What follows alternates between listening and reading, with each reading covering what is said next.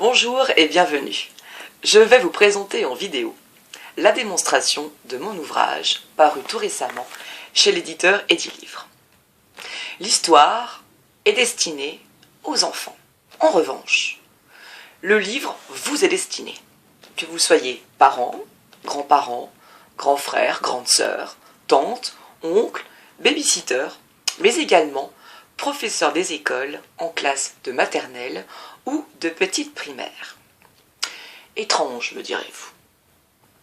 L'histoire que vous allez voir est d'un nouveau genre, puisqu'il s'agit d'un conte animé et interactif, tout en pliage.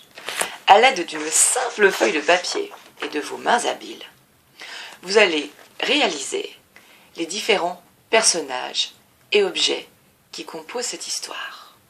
Je vous sens intrigué et impatient. Alors écoutez et surtout regardez bien. C'est l'histoire d'un petit roi qui vivait dans une contrée très reculée et qui s'aperçut avec stupeur un beau matin que sa couronne avait disparu. Il chercha dans tout le château, mais ne la trouva pas. Il décida donc de partir enquêter auprès des animaux qui habitaient non loin de là. Il rendit tout d'abord visite à Canaille, le canard. Canaille était en train de nager sur son petit étang. Le roi lui dit « Bonjour Canaille, dis-moi, je suis totalement désemparé. Ma couronne a disparu. Aurais-tu vu ou entendu quelque chose qui pourrait me renseigner sur le voleur ?» Canaille lui répondit « Ouin, ouin. Oui, mon roi, lors de ma balade quotidienne, j'ai vu Rusé le renard qui s'apprêtait à dissimuler dans son terrier un objet très brillant. Il se peut que ce soit votre couronne.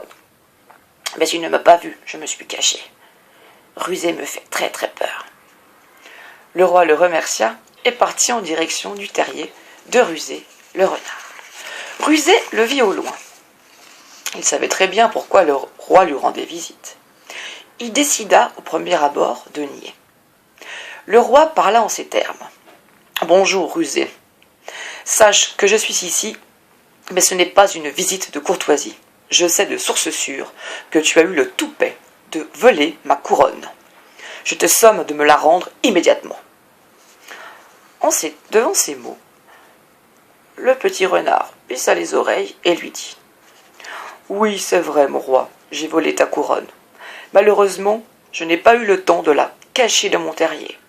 Aldo, le petit oiseau, est arrivé, l'a pris dans son bec et s'est envolé avec. » Le roi le remercia et partit en direction du nid d'Aldo l'oiseau. Aldo était perché dans son petit nid. Il vit le roi arriver et vola à sa rencontre. Le roi lui dit « Bonjour Aldo, je te prie de bien vouloir me rendre immédiatement la couronne que tu as pris à Rusé et qui me l'a lui-même dérobée. » Le petit oiseau lui dit « J'aimerais bien, mon roi. Malheureusement, ta couronne était très très lourde.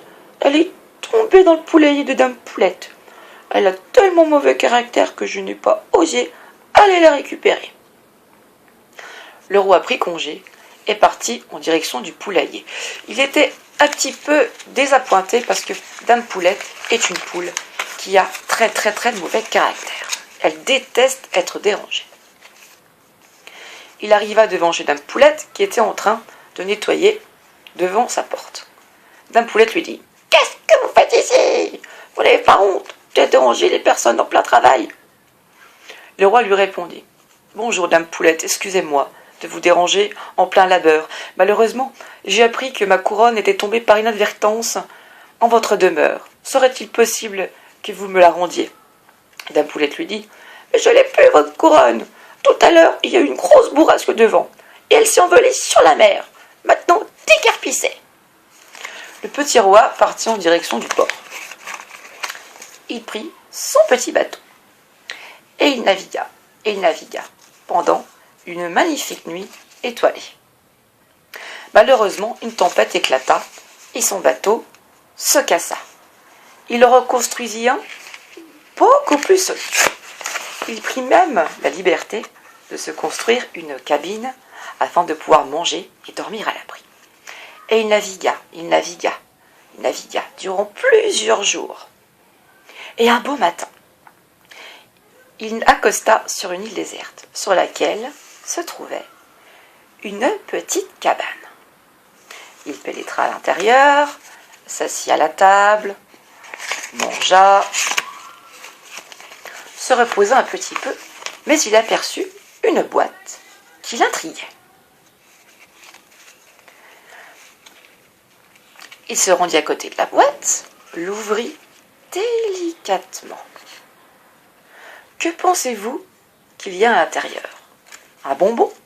Un Kinder Surprise? Non, à l'intérieur de la boîte se trouvait sa couronne.